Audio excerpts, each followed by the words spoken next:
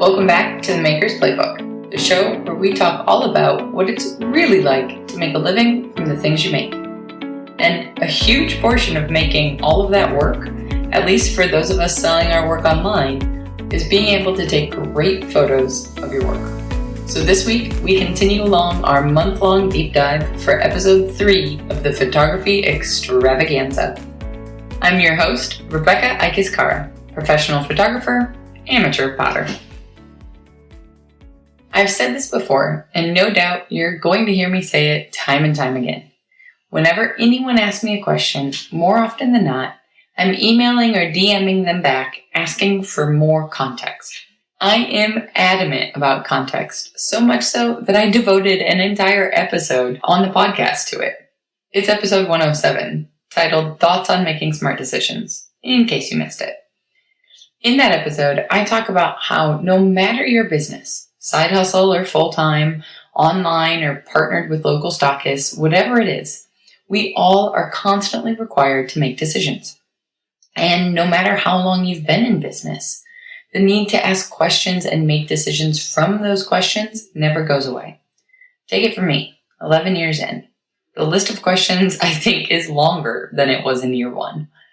In episode 107, I offered you a framework on how to make smarter decisions. Not generically speaking, but specific to you, your life, your needs, your goals, the reality of where your business is or isn't at right now, etc., etc., etc. And now I'm going to go watch The King and I. Alright, what's this all have to do with the Photography Extravaganza? Well, that's exactly what we're going to dig into this week.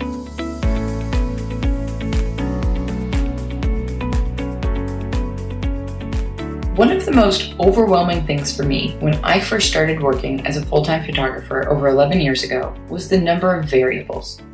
Did I need to adjust my shutter speed, the aperture, or ISO in order to craft the image I was envisioning? And why, when I adjusted one, could I not really tell the difference? What was I missing? I'm thinking just with this one little example, you already see the parallels. Like in business, photography in some ways is a constant asking of questions and making decisions. But without context to those questions, coming up with the right decision is awfully hard. Now, there are some teachers out there who frequently share their camera settings with you on any given photo that they're posting. I'm not at all opposed to this, but if you don't know what those settings mean, what good is it doing you? If you aren't shooting in the same setting that they have, like physical setting, or you don't have the same equipment or the same goals that they did in terms of style, and the end result of what kind of photo you want, where does learning those settings get you? Now I know maybe it's frustrating that I'm not doling out camera settings and exact answers saying, do this, and you're done. But here's why. My goal is to provide you with the tools to make informed decisions for yourself. Not just take a photo the same way I would take it, because that just gets you my same style. And maybe my style's not your jam. Maybe actually right now you do like my style of photos, but in a couple of years your preferences change and you want to shoot in a different way. Then where does that leave you? Right back at square one, doesn't it? Having to try and scour YouTube for hours all over again looking for the right tutorials, quote unquote. Yeah, gross. I want to save you time, but I want to save you time for the long game, not just the short, fast answers. Although I must say, in my upcoming webinar, all about the 4 most common Instagram photography mistakes, I am dishing out a lot of quick fixes to the photography blunders I see online. So if naturally you were wishing for some fast solutions, you are definitely not going to want to miss this webinar.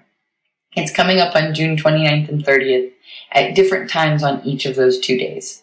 So I think between those 2 times, I span a hell of a lot of time zones.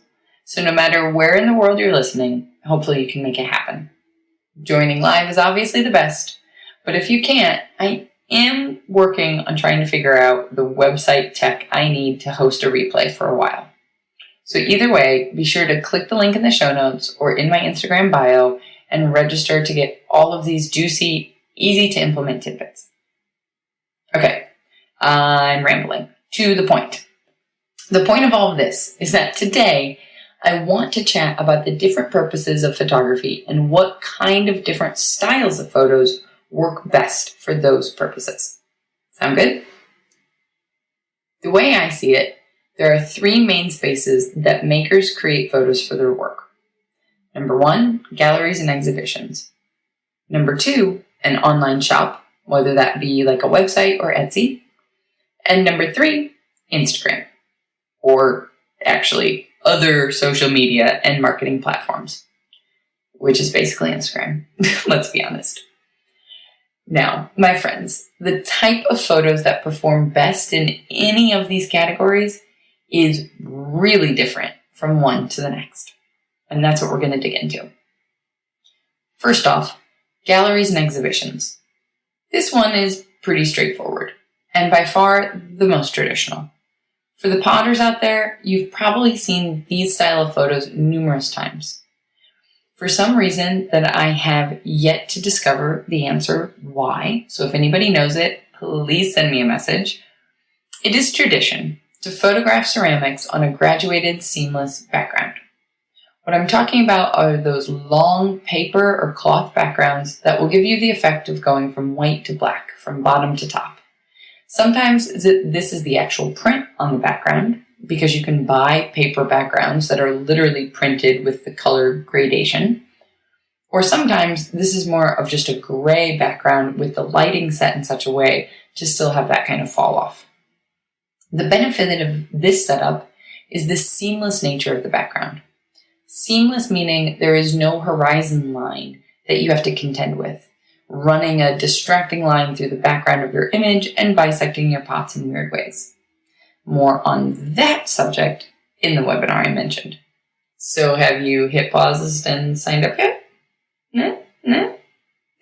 Okay, so for submitting your work to traditional places like galleries or juried exhibitions, I'm all for a seamless background. It literally takes away any and all distractions, with the only thing to focus on in the image being your pot. Awesome.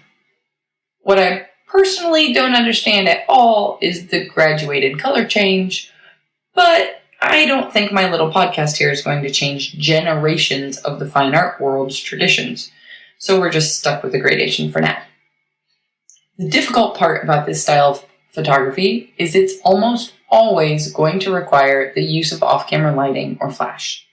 And in order to get a nice, soft, even lighting with enough shadows to not make your pot look like it's floating in space, but also not so many shadows to be distracting, it's going to take more than one light. Or at least more than one piece of equipment. Maybe one light and a couple of reflectors, maybe 3 lights, definitely some methods to diffuse the light like softboxes, etc. If it's all sounding overwhelming, don't worry. You are not alone.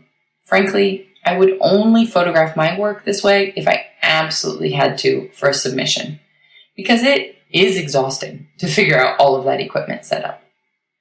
So today, I'm mostly going to leave this option alone. Sorry. If you want to talk about it more, email me at rebecca@makers-playbook.com, and I'll happily chat all about off-camera light to your heart's content. But for now, let's make photography a bit more accessible for the rest of us, shall we? So that leaves us with 2 other options. Your online shop, whether that be Etsy or your own website, and your marketing needs, like Instagram. The good news here is that some of these images can absolutely be dual purpose, if not all of them. The goal for both should be showcasing to your viewers what it would be potentially like to own and use, if you're making something functional, your work. But what does that mean? How does that translate to actually making the images? It means we need to showcase the scale or the size of our pieces. It means we need to show these pieces in a real life or a natural setting. I'm using air quotes that you can't see over here. And it means, in the perfect world, where you've already watched my Instagram mistakes webinar and you're feeling super confident about how to use your camera, you can infuse a bit of ambiance or your own personal style, feeling, or vibe into the photo to make it stand out from the rest of the crowd. I know that last part sounds like a far-off dream, but I promise once you start to create a system around how you photograph your pieces, it's not as far away as it seems. And, shameless plug, you don't have to create that system from scratch, all by yourself. You've probably already wasted hours trying to do that. In fact, that's exactly why I'm hosting this free live webinar all about the mistakes I see in photography online. So for a third annoying reminder to go sign up.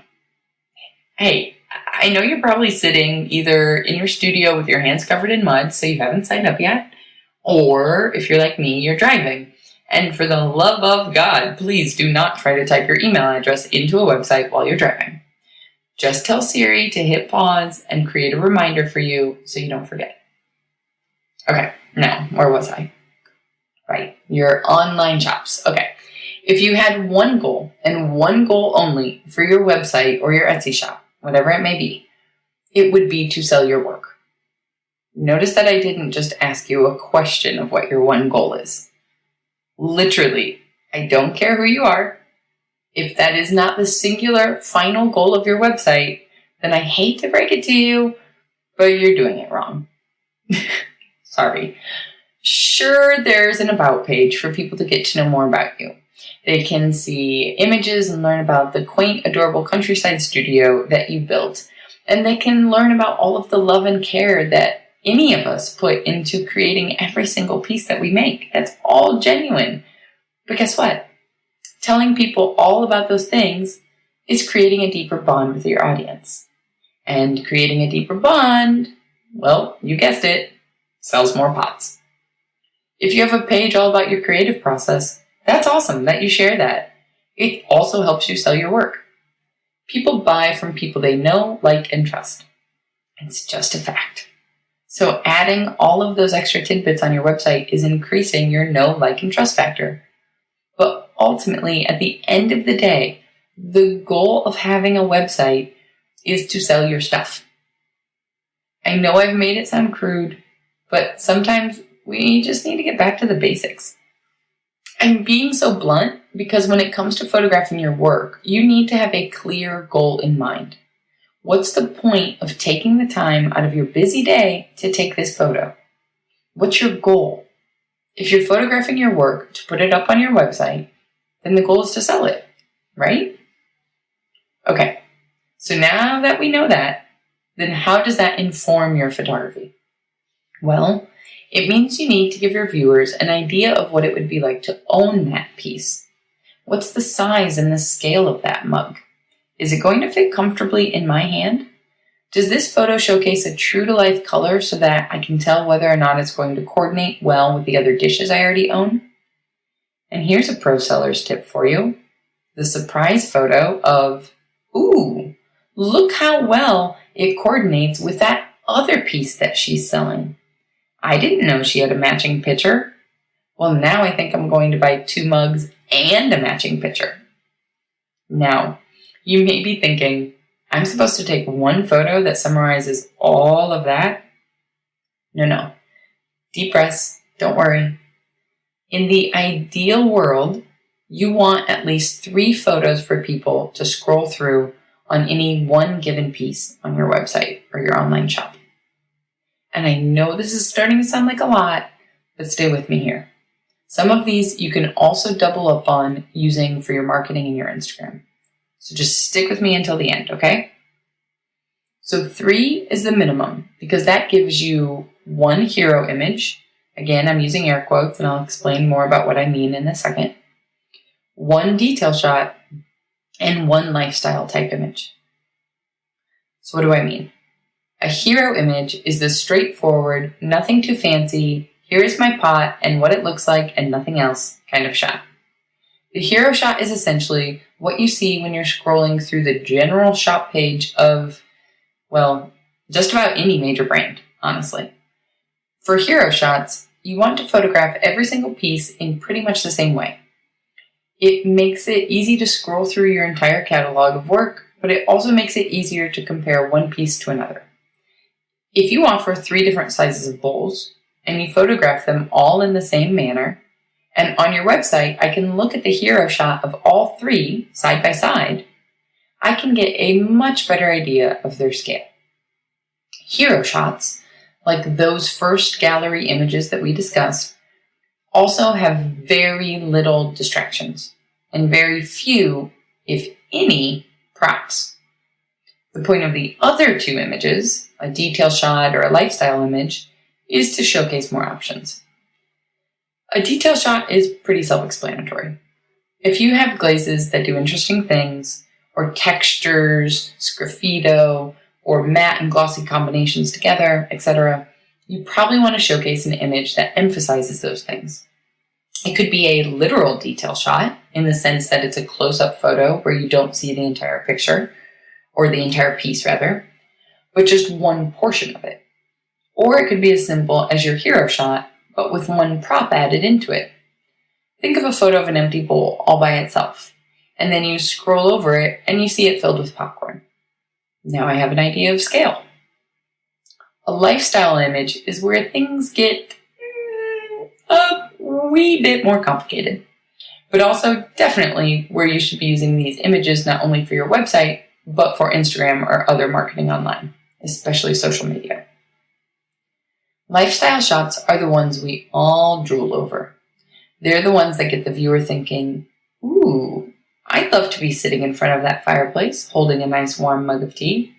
That mug looks so wonderful. And subconsciously, I would like to buy that mug. I have rarely, if ever, seen a lifestyle photo on a gallery website, but I have 1,000% seen lifestyle photos blow up all over Instagram. So this third purpose for photography, Instagram, or, social media in general, or marketing in general. The style of photography needed here couldn't be more different than our first style with the galleries and exhibitions. And it's a tricky balance, because if you're showcasing your work online, you want the photos to still be about that work, first and foremost. But in a lifestyle image, we're trying to give that work context. It's the difference between showing only a framed print with nothing else around it. That tells you, okay, I know what the print is going to look like. I like the colors. I like the look of it. I think I might want to buy it. That's your hero image. And then moving into a lifestyle image that says, ooh, here's this framed print hung on the wall next to a cozy reading nook. I have a chair kind of similar to that chair, or I wish I had that chair, and I'd love to have a corner in my house like this. I should buy this print and hang it in the corner of my living room to start making a reading nook. Can you envision the difference? One is like stating the facts. This is my piece. This is what it looks like. One is metaphorically painting a picture. This is what it would feel like to own my piece. This is what it would be like to interact with it every day. Don't you want that experience? I wanted to talk about these 3 different purposes for photography because the way you approach how to photograph your work, depending on the purpose, is radically different. You can take gorgeous lifestyle photos using natural light and nothing else. Buy a scrap bit of wood from your local hardware store if you don't love your Formica countertops in your kitchen, et voila! You can create the look of a butcher block kitchen island and make stunning lifestyle flat lays without spending much more than $20. But if you're trying to photograph your work to submit it to Ceramics Monthly and you're only using your cell phone, well, then my friend, you need to email me. Because the list of gear you might need to invest in is about to get a bit longer.